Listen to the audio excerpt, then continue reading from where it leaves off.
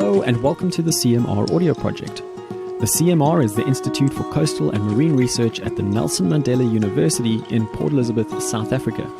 I'm David, or Dave if you prefer, and this episode is with Dr Kwezi Mzilikazi. Kwezi is the Director of Research Support and Management at the university, and in this interview she speaks about her background, her passion for connecting students and researchers to opportunities, her thoughts on her transition from a rural to urban environment, her PhD and post-doctoral zoological research work, her views on a potentially worrying ecological mess that we're in, and a fair amount more. It's been brought to my attention that some people have had difficulties getting the CMR audio project episodes to play from the present file hosting site archive.org. So depending on when you're listening to this, and depending on whether or not the episodes are still being hosted at archive.org, you may need to click the play button twice when trying to stream the episodes. It's like the first click activates things, which then takes a couple of seconds, and the second click of the play button should work. There is also a download option in the right-hand column of the episode pages, so do look for that option if you're battling to get the episode to stream.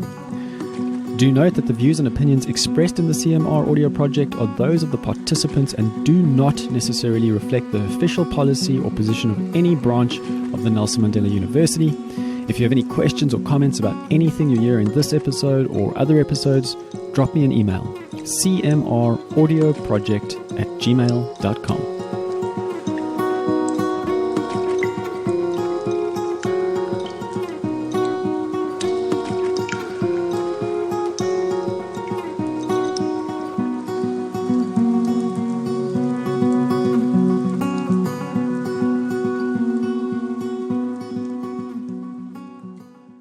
Dr. Mzilikazi, Kwezi, how are you? I'm very, very good, David. How are you doing? Good, thank you. And thank you for taking the time to do this interview. The general idea is to try and get a sense of who you are, what you're doing, and why you're doing it. And every now and again, I try and focus on the environmental and ecological issues that I think are important. And with your background in zoology, I'm very interested in some of your opinions that have emerged out of your research with dormice in the Transkei, I believe, although you can correct me on that information shortly. But let's begin with you. Could you tell me a little bit about yourself and your current role? I am currently the Director of Research Support and Management, which is within the Research Innovation and Internationalization portfolio. And our department is tasked with supporting the university's strategic instruments for driving research vibrancy at the university.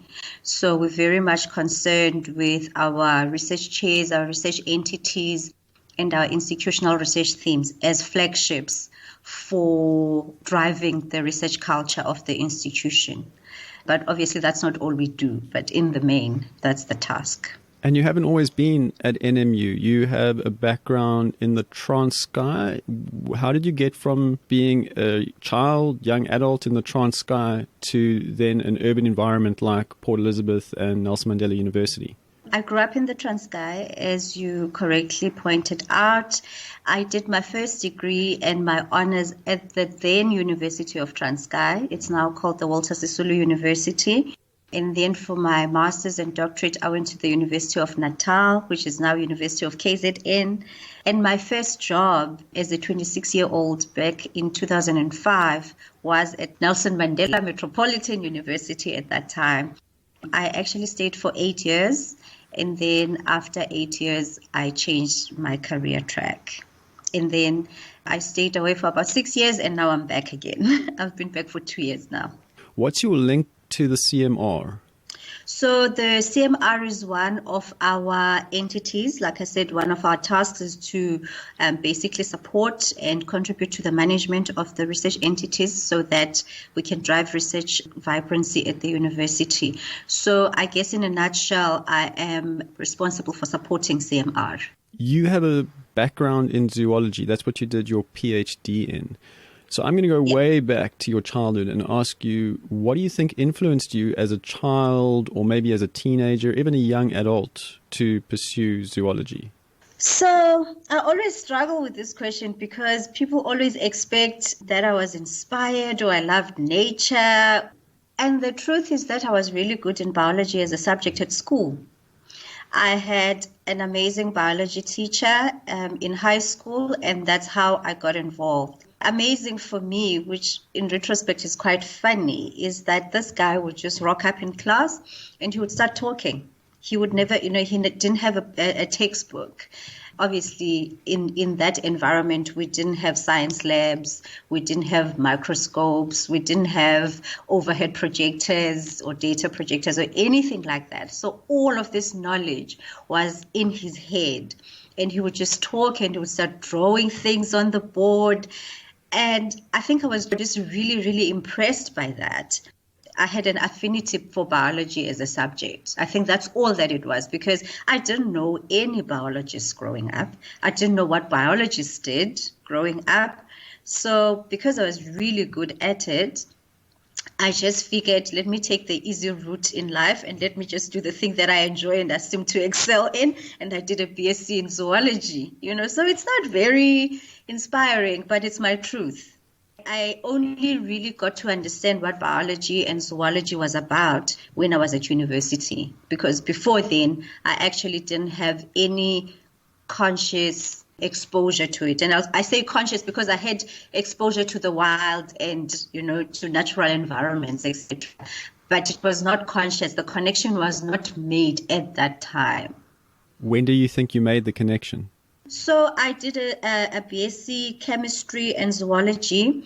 I continued to do really well in zoology, so I pursued an honors degree. I think for me, the research bug really started when I was doing my honors, because then I started getting exposed to field work, and it was field work that was related to my project, so I felt like I was owning it.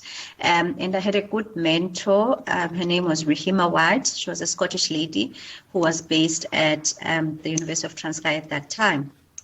And I think that's how it started. But now, in retrospect, when I think back, my father's home is in the Transkei, in a small town called Mount Frere. And my grandmother's village is really, really remote. And, the kind of remote where there's no running water. We only got electricity about a year ago. Vodacom cell phone reception about 6 months ago. And yet, for me, when you ask me where's home, that's where home is for me. Without sounding cheesy, it's the place that speaks to my heart. It's the place that speaks to my soul. It's the place where I'm most at peace. So while we don't have the comforts there, but the water is clean, the air is clean, there's no pollution of any kind. The birds are very loud. The stars at night, they're just brilliant. I think they're only rivaled by the Karoo. So I think those things deep in your soul, but you don't even realize that you know them. And so perhaps I'm starting to think now maybe the affinity to zoology was actually linked to an affinity to home in a sense. But I'm only making those connections now. You're speaking straight to my heart. I feel that about the Eastern Cape. I lived in the UK for 4 years, and after the first 2, I started noticing an absence of the very things that you've just listed: the water, the air, the stars. For me, the ocean, the mountains, the gorges. In South Africa, we have access to such beautiful nature. May I ask what it was like for you going from the rural Transkei then to the urban environment of Algoa Bay, Nelson Mandela Municipality? What did it feel like? What was that experience for you? Was it formative? Was it strange? How did you go about navigating that transition? Like I said, my grandmother's place is in Mount Frere. I actually didn't grow up there. I grew up at Dutwa, which is also rural, but my father had a house in town.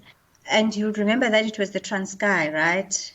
There were certain things for me that now that I'm an adult, we took for granted. So in terms of human relations, and I'll mention social cohesion because of your background, the Transkei was a bad idea politically, but there were certain things that I think we didn't think about because everything there was arranged around ethnicity. So we were all closer, a lot of people had very similar socioeconomic background. So there was no discrimination of any kind. So although we're in an enclave in the Transkei in a Bantustan, in the context of Greater South Africa, we actually did not first-hand experience discrimination and ill treatment, by the state. And for me, that was really a blessing because I did not know what racial prejudice looked like and felt like because everyone around me was the same. We had land, my grandmothers have huge amounts of land. They continue, well, my one grandmother just passed away, but they continue to this day to grow their own food. There was always maize and pumpkins and beans and everything, carrots and spinach and potatoes, and people grew their own food. And there was never a sense of lack. And then later on, I left home at 16. I finished matric at 16. I went to varsity. And so that was in Umtata, which is urban now, So, and again, the University of Transkei, there was a mix of people there. There was quite a few Indians, quite a few people from the rest of the African continent. But it was the first time that I really interacted with white people because most of our lecturers were white. But then that was just a hierarchical relationship between a student and a lecturer. So there was no real room for, discrimination or anything like that. And I think, we're just, at 16, my 16-year-old stepdaughter is definitely more woke than I was at 16. And I think the transition that you speak about, for me, then the urban transition, the really drastic bit of it was when I moved to KZN to study at the University of Natal to do my master's. Then, there were definitely more white people. And I think mainly there was a culture shock. Yeah. It was certain things that I was simply not exposed to. Yeah. And then you also started to feel the difference, the racial differences. So let me talk about the cultural shock for me. Culture as in a way of doing, So people would say, okay, so we're having a party, you must come along, bring your own drinks and braai meat. And for me, that was a completely foreign concept. Yeah. If you invite people over, you cook for them, you give them food, you just don't expect them to bring anything unless they want to, but you don't ask them to. So it was more of well, if you can't afford to host a bride, don't host it. But it's just a different way of doing, because why should people not meet because they're being constrained by whether they have money or not to buy braai meat? So I sort of get it, but it was strange back then. But more on the practical side, it was things around, a field trip would be planned now. And I remember this for my first field trip. And it was a matter of, you're going to need a sleeping bag and you're going to need a swimming costume because my field site was coastal. And firstly, just the assumption that you can get from campus to town where you need to buy what you need.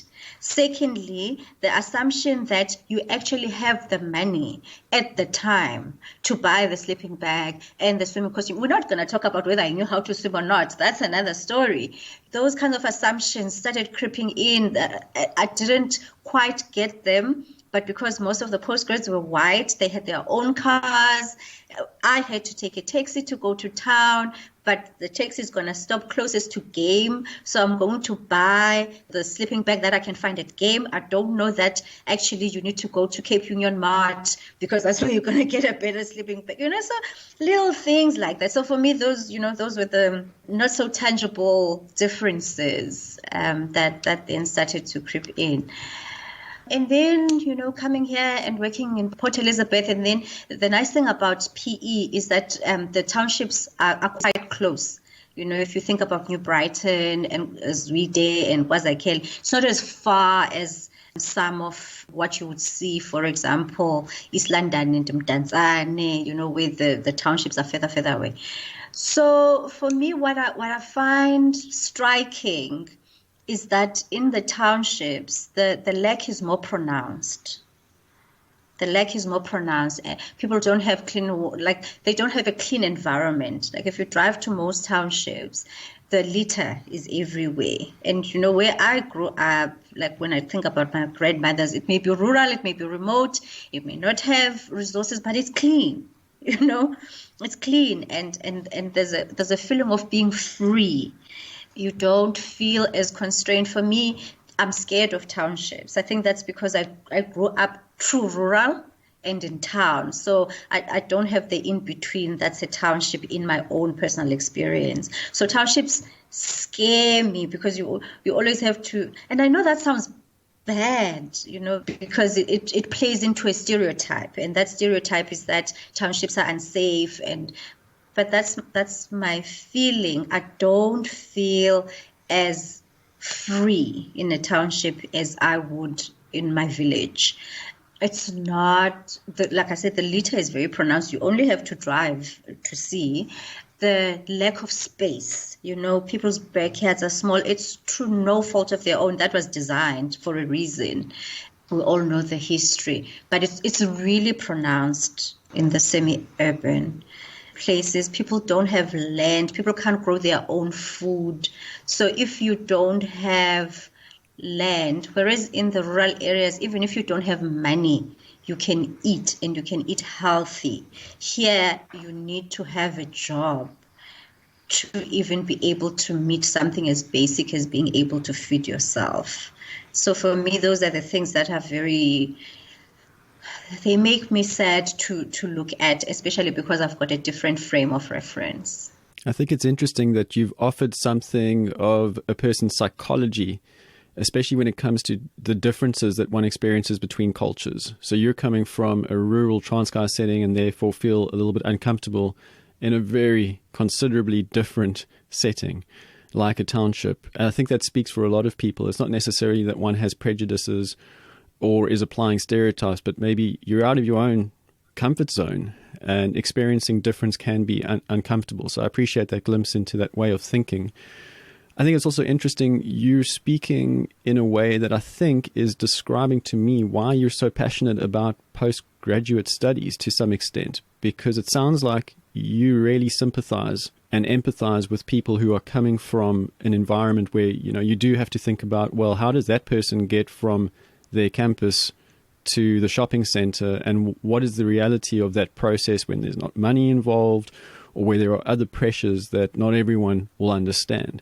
Is that part of your passion for postgraduate studies, enabling students to study further, doing their masters and doctorates? You've spoken very passionately in other articles about empowering students to study. Is it more than just that, or what encapsulates your motivation for enabling students to study at a postgraduate level? So I think for me, it's that awareness that we all have different backgrounds, and that your background should not be a primary determinant of how far you're going to go in life. And secondly, of what you end up pursuing in terms of your intellectual interests. And so money often emerges as the single biggest barrier to getting into postgraduate studies. And so part of what I'm interested in, you would know that when I left Nelson Mandela after 8 years, I joined the University of Pretoria, and I worked there for postgraduate support. And I'm really passionate about ensuring that people have resources that allow them to transcend that barrier so that they can pursue what their intellectual interests are without being constrained by what they're going to eat, how they're going to get from, campus to town. When they've done the grocery shopping, how are they going to get their groceries from town back onto campus? Life has changed now. There's Uber, you can get a taxi and it will take you from the shopping complex back to your res for 25 Rand, and that makes life easier. So for me, the removal of barriers is a very big determinant of what I do, financial barriers, but there are other barriers as well. I realized that I was very lucky. I mean, I speak about the vortex, which we probably will get to in a bit. But part of the advantage that came with that is for my master's and postgrad and PhD, I was in a big lab. Well, not too big, but I was in a big department. My supervisor, my master's and PhD supervisor, was very well respected in the field, and he was very well connected, to his peers all over the world. And one of the things that he did for all the students that were in his lab was to open those connections for his students. So I would be doing my master's and going to an international conference in Austria and presenting my master's work there and meeting the people whose papers I was reading. I'd be doing field work, and then I'd, spend some time doing some lab work in some other person's lab. And so for me, again, those barriers of you don't know any biologists, you haven't grown up visiting nature reserves in Kruger National Park and Ado, etc., but somebody deliberately and intentionally opens those connections that will help you build your research profile. So my thing really is about connecting people to opportunities, whether the opportunity is money, whether it's another person, whether it's know-how, whether it's equipment, whether it's a network. I think that's the fuel for me. Thank you for doing what you do. It's such important work. And I hope students listening out there are encouraged to know that someone like you is doing what you're doing. Do universities in general have people like you doing what you're doing? I know obviously NMU has you. Other universities have similar people doing similar things, right? Yes. Most universities, in fact, if not all, they will have a research support division. And in fact, here at Mandela, the postgraduate support is not even in my portfolio. It's in a different portfolio, which is research development, and I'm in research support and management. But that's an artificial distinction. It's just to divide the work, really, because we understand that the pipeline for research development starts at honors, masters, PhD, postdoc, emerging researchers, established researchers, all the way up to your chairs and your directors of entities. So it's just a matter of dividing the work. But yes, most universities do have research offices that support students. But most of the support is funding support, which is critical. But the other side of it is the academic research related know-how, which is the skills, how to write, how to do a proposal, how to present a paper, how to do stats analysis, etc.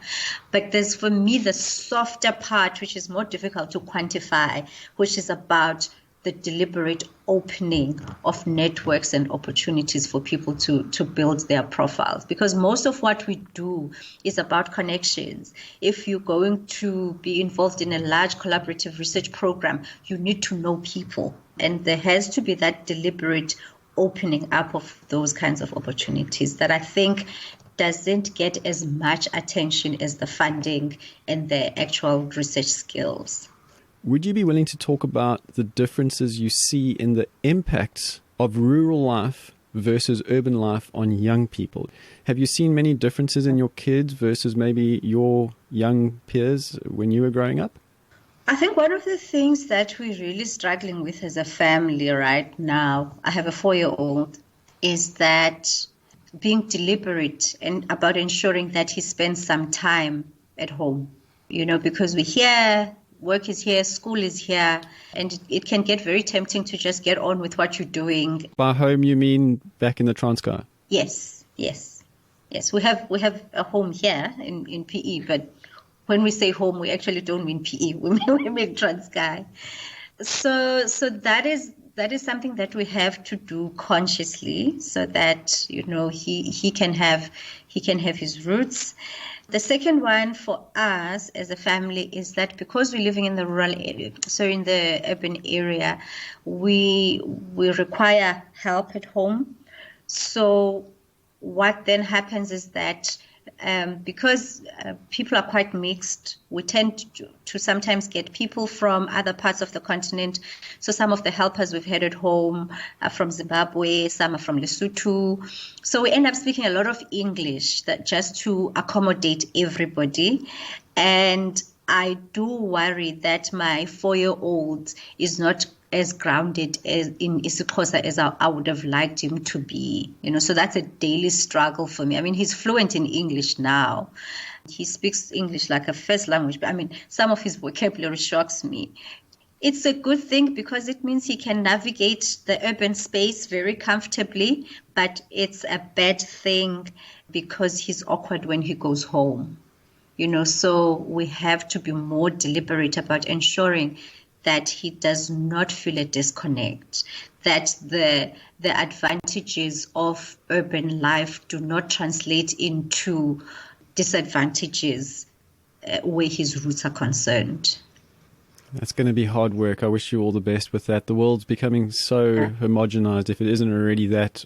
Yeah. Keeping cultures alive, other than whatever you want to call this thing that is often summarized as Western culture, keeping something else alive and going is extremely difficult. So I wish you all the best. And to anyone listening who has cultural roots that they see being uplifted, I really do feel for you. I don't know how you would fight that trend, especially now with things moving so online and then the dominant language being English. Look at what we're doing right now. So very complex situation. I will ask you later, if we get there, about the effect of COVID, lockdowns, more of an online platform base that we have to work from now. But I want to take the opportunity to still stick in that background of yours and ask you what your field work looked like for collecting data for your PhD. For my PhD, I worked on 2 African species, the elephant shrews and bush babies. My one field site was in KZN and my other field site was in Limpopo. I was interested in the physiological responses that allow animals to withstand harsh conditions in the wild, be it cold or lack of food or decreased quality of the available food or unpredictability in where the food can be found.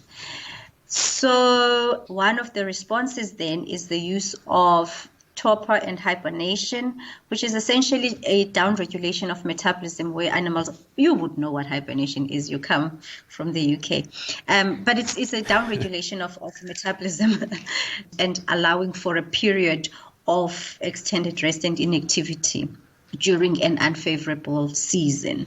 So most of the work that had been done up until then had been done in laboratory settings. And so my PhD was about how are these physiological responses used in the wild.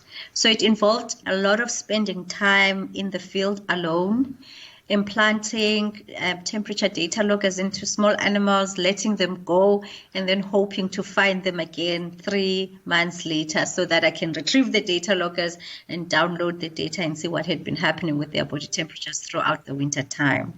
So a lot of field work, a lot of spending extended periods of time in the field alone, but a lot of bonding with locals. In KZN, I worked within a nature reserve, so that was nice.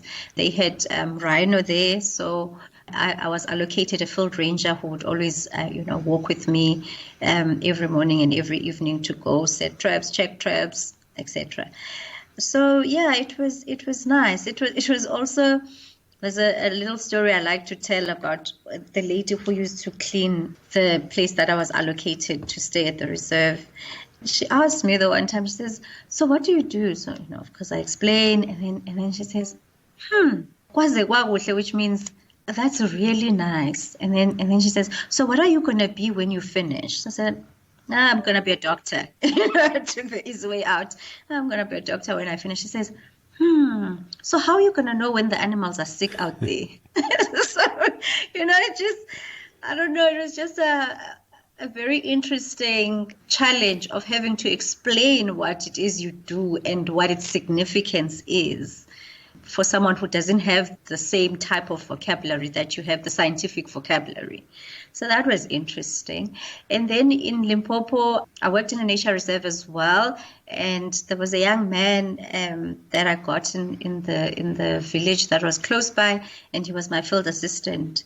And just his family, the way his family embraced me, and obviously they found it very peculiar and funny that there was this young woman spending all these months in the field by herself. But they were very kind. I found that people were so incredibly kind, and the thing that made their kindness so pronounced is because they had so little. Those farm worker communities, they were so poor in terms of material possessions, but so rich in terms of their humanity. And I really enjoyed my time there. It sounds really fun what you did for your field work. You also mentioned that you had to explain your significance of your results to the lady that you were talking about. Could you talk about the significance of your results? Because you did have what I think is considered to be groundbreaking results. Is that correct? Yeah, I think at that time, for African species especially, we were recording body temperatures in the dormice that you spoke about. That was later on in my research when I was already working here in Hogsburg. Body temperatures that went as far down as 1 degree, which is just, 1 degree warmer than a block of ice. And if you think about that, that's quite intense. And the lower the body temperature goes, the more energy the animal can save, the less resources and reserves that it needs. And so and that's driven, you can only go as low as the environment is. So if the environment gets to 15 degrees, there is no driving pull in terms of a gradient that's going to allow the body temperature to get to, let's say, 10 if the environment is at 15.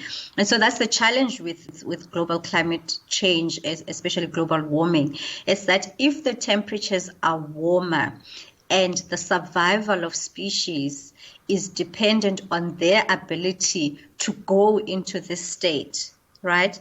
It means that whatever reserves they will have had are going to last less in terms of time. And therefore, their own survival rates may be compromised because now it may be warmer, but the quality of the available food may be insufficient to keep them going, which is why they would have gone into sleep in the first place, right? So now the environmental temperatures may not allow the animals to go into that state, which then compromises their survival in the long term. So I think that was a part of why the work was important, because we were saying, look, whenever you lose a species, the challenge is always that species has a role in the ecological system. And so you take out one, you are unleashing a whole lot of other problems. So just to simplify what I'm hearing for people who aren't necessarily well versed in zoological terms and climate change ideas, I think the takeaway point is that climate change has massive impacts on an ecology, on an environment, on a particular animal in an environment, and therefore on the entire interconnected web of life in that environment. That's correct. You mentioned one species being impacted, but we know now that many species daily are being lost due to ecological problems, environmental squeeze, the spreading of human habitats, etc. We're taking out a lot of life as we expand. I don't want to get too specific about the details, but there is a quote in a 2019 UN report that I'd like to read you quickly.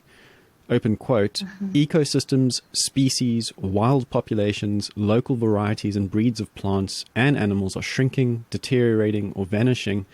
The essential interconnected web of life on Earth is getting smaller and increasingly frayed.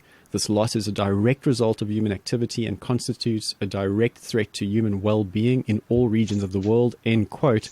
And I really need to add that it's not just about human well-being. It's about the myriad of inherently valuable life that is being affected. So the question is, how do you make sense of what looks to me to be this particular mess that we're in? The reality is that nobody is going to come and save us, as humanity. a lot of what will save us is behavioral change. So it can seem overwhelming when you hear the statistics, when you see the pictures, and then you start to think about what can I do? But the reality is it's in our everyday choices. It's in the choice to recycle. It's in the choice to decrease your plastic usage. It's in the choice to be careful about the water resources at your disposal. Just to be conscious of the consumptive nature that we have. I think a lot of the problems that we have are due to the way we consume. I was actually thinking that the reality is not in your face enough. I think it's easy to just think, within my four walls, everything's okay. And I'm doing the things that I'm doing, and I'm not really impacting anybody negatively. I mean, like I said, my child is 4, so there's an option to use disposable nappies or not to use disposable nappies. And you may think, what's the damage that it's going to do if I am just using disposable nappies with my little boy here? Until you see the pictures of what pollution looks like arising from the use of these nappies and where they end up. And I think that's the missing link. And for me, that's where the media, for example, I think could be playing a bigger role. The constant messaging. There's so many platforms for messaging now that 10-second, 30-second clip in your face all the time is, I think for me, is the thing that will force all of us collectively to look and not run away from our contribution to the mess. And I think it is only when you understand your contribution to the mess that you can start to make those little incremental steps that will lead to a combined bigger intervention. Thank you, Dr. Mzilikazi. We're getting to the end of the questions, but I do want to focus on something that you said elsewhere. I'm quoting you from a different article. I had a lot of fun during that time, but in hindsight, I realized that I had just allowed myself to be swept up into a vortex. You mentioned the vortex earlier. That's the vortex that carried me down a road I had not paid careful attention to nor planned. So I think that's referring to your time overseas. You can correct me on that, but the particular question I'm trying to focus on is, what was your epiphany or your process that put the ball in your court, so to speak, and put you more in control of the direction in your life? And I ask because I think a lot of people feel like they're stuck in that vortex in life in general sometimes. And I'm wondering what you did or what occurred for you to be able to control your direction a bit more. I think I must put it on record that everything I've ever done has contributed to the place that I am at now. So nothing is wasted. There is no experience that's wasted in my view. And in fact, everything that I did prior to now, has been building the blocks that led me to this point. So just to take it further back. So when I was finishing up my PhD in 2003, I think it was, there was 2004, the inaugural Women in Science Awards. Back then, I won the Women in Science Award for PhD student category. Congratulations. Thank you. That came with prize money of 100,000, which was a lot of money for a student back then. But it also came with a lot of media attention. So suddenly we're profiled in all the papers, magazines, national TV, etc. And almost immediately, you became the face of science, the black face of science, like the young person that gets put up there. We have quite a few even now, and those people are important. The role models are important. But it just takes on a life of its own. And then the next step is your postdoc, of course. And because you're still interested in the science and you're enjoying the science, it's the next thing to do. It's the natural step to do. So, there's no regrets there, and there was no forcing, there was no nothing. So it was just the next thing. So at the end of my PhD, I got a job here at Nelson Mandela. But even at my interview, I said, I still want to go do my postdoc. And she was, oh, it's fine. You can go do your postdoc. I taught for a little while, and then I was given time off. I went off to Germany. I spent a year there doing my postdoc. I came back. And then, even within the university, and it's good. It's actually part of what my office does, right? Together with research development, we identify the emerging researchers. We ensure that we give them all the support. We encourage them to apply for funding, to host their own postdocs, to do postgrad studies, with students, to supervise grants. And I just became all that was my life about. I was about 30. And I just started feeling very unhappy. I started feeling like this thing was all-consuming. It wasn't science was all-consuming per se. It was more that the expectations were all-consuming. And I don't know if that was real or perceived even. Or maybe I was putting those own expectations on myself and I was projecting that it was other people. It's quite possible, but it would be the DVC would call, there's an opportunity, don't you want to apply? There's this, don't you want to go? So people are opening all these doors for you, but I just suddenly felt like if I was happy, it was about the work. If I was anxious, it was about the work. Everything was just about the work, and I just didn't know who I was outside of work. And it really made me very, very unhappy. And I was starting to feel like, and this is the part that now I was mentioning at the beginning, that I love field work. I love being outside. I love being outside in nature. But I think I got to a time where I did not like being a scientist. I felt that at that time, there was a certain persona that one had to put on to be a hotshot scientist. And I mean, this could have my own issues, it could have been just my own issues surfacing. But, you had to be the smartest, you had to be the one that burst the bubble. Like science works by, you have to disprove that whoever said this before you was actually wrong. You have to be the next best thing, and your ideas have to be better, and it's all good. It's what keeps science thriving. It's what contributes to new knowledge and new solutions, etc. But I felt that more and more it was inward looking, and it was not aligned with who I was as a person. So there was a bit of a disconnect between the scientist, the science, and Kwezi. And so the question comes, so how did you change it? So I had a very good friend, and he kept saying, I'm unhappy, and I'm unhappy, I'm feeling unhappy. And he said, what do you want to do? So he said, okay, I understand you are unhappy. What do you want to do? What would make you happy?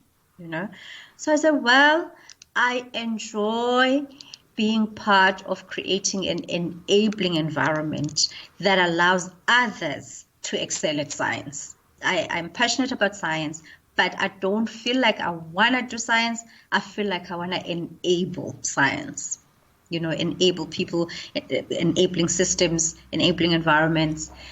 And he said to me, so what's stopping you? Instead of complaining about it, what is stopping you? Actually, nothing. So he said, well, how about when the next opportunity to be part of an enabling environment comes up, you just apply. And that's what I did. And so I think you must never ignore the feeling of being discontent and the feeling of being misaligned and just being uneasy. I think you must interrogate it and you must engage with it. And then if you feel that it's not where you want to be, I think you then owe it to yourself to ask, okay, so this is not where you want to be. Where do you want to be? And then take the building blocks that take you to the place where you feel that you need to be. And I mean, I think it's important that one spends time thinking about how they feel and why they feel the way that they do. But I think it's also important to have people who can take you on. When you say something, they don't let it just be a sentence and that's the end of the story. People that hold you to account for your views and your feelings and challenge you to own them. I think that's what happened. It was a matter of owning your feelings and then doing what you need to do. The last question that I have for you, I'm skipping over like 3 or 4 over here, but do you have any suggestions on books, films, documentaries, podcasts, or anything that might be of interest to listeners? Anything goes here, not just science, academic, or environmental. We were going to talk about lockdown and the online world. I find it completely overwhelming, completely. I understand its utility. I feel like we have not, I think because, and this is speculation, because we did not know how long COVID would be with us, we put in place mechanisms to allow us to continue business so that we wouldn't drop the ball. So we moved from physical to online completely, so lectures online, meetings online, conferences online, webinars. And I think we did not give ourselves the opportunity to say what is critical for our mission. What do we need to ensure that we don't drop this? I feel like we just felt like, okay, so life can't happen in the physical sense. Let's just, transfer everything to online. And personally, I've found it very overwhelming and difficult to deal with, which now has led to a situation where I don't actually find that I have a lot of time to read. I don't read a lot anymore. I read around work. So I prioritize reading around work, but leisurely reading has become a luxury. Yeah. But having said that, I do recommend any book or all of the books by Chimamanda Ngozi Adichie. She's a Nigerian author, and I have thoroughly enjoyed all of her books. I would recommend starting with Half of a Yellow Sun. That's probably my favorite book of all time. I found that quite brutal, though. Isn't that about conflict? Yeah. It gets quite messy as well. It's half history, half fiction. I think it's brave writing. Yes. But at the same time, it provides some historical lessons that some of us were not exposed to with our own education system. As you would know, I grew up in the Transkei, so you know how that system was structured and how the history especially was taught. So I found that learning about history of elsewhere on the continent, even though it's within a setting of fiction, I just thought it was brutal. And I think the reason I really enjoyed it was that you could not run away from your emotion. You had to stare this beast in the eye and confront some of the darker side of humanity. Exactly. And learn from that, preferably. I think it's that being forced to look and to see. And it's also a love story. Yes. It had a bit of everything. Half a Yellow Sun. Thank you for that recommendation. You've gone and mentioned COVID and the move to being online. I am interested in that. We've way overshot the time that I said we would have together. But do you have any feelings on how this thing gets resolved? Is this the new normal? Do we ever get back into each other's company again? Is that desirable? What are your feelings? I am hoping science is going to come to the rescue on this one. I'm hoping we're going to have a vaccine. Humans are social beings. Humans need each other. I am convinced of this every day. When you see level 1 and people's reckless behavior, I will put reckless in inverted commas. For me, I don't think that people are deliberately being reckless and they don't care about their lives and their own safety. I think it just speaks to the need to connect with each other. Because if you were to really, when I think about it, I think, would people really deliberately go out and be defiant? One, who are they defying? I am tempted to think that there is a greater human need to connect with each other that drives this behavior. So yes, I am hopeful for a time when we will be connecting again physically. I mean, I work for a university. University is not lectures. University is connecting with each other, exploring your ideas, disagreeing with each other, going to parties together. It's a whole experience. And to reduce it to online lectures would be tragic. You've mentioned disagreement. I'm sure some listeners would have heard the word vaccine and disagreed slightly with your view there. It's an extremely contentious and touchy subject at the moment.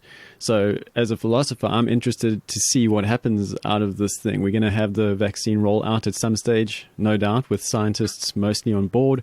But I think there will be a lot of people from dissenting pockets in society who keep problematizing that process. So I think those two forces working alongside and sometimes against each other, something interesting is going to come out of that. And I'm certainly watching and wondering what direction things will go in. Thank you so much for your valuable time. I know you're a busy person, and really may the rest of 2020 be good to you, your family, and the rest of us too. Thank you so much, David. I've really enjoyed this. I really love speaking to people and getting a snippet of their background and their motivation and the stories that you share. I think it's so important. It humanizes what we do as academics. We're not just sitting in an office trying to push paper. We do want to work beyond the walls of the university and make a difference, have an impact on the rest of the world. And I think your work is invaluable, connecting students to opportunities and getting them out there and getting them excited as well. I hope this conversation can encourage students to pursue their studies further and make those connections that you're talking about. Thank you again. Thanks very much and have a lovely day. That's the end of the episode. Thanks for listening. Any questions or comments can go to cmraudioproject@gmail.com. All episodes of the CMR Audio Project can be downloaded at archive.org. Head over to archive.org and search for CMR Audio Project. You should be on your way. Many thanks to Kendall Beeden, who made the theme music for this audio project. His email address is kendallbeeden@gmail.com. Thanks again for listening. Until next time, as always, may the tides of life treat you kindly.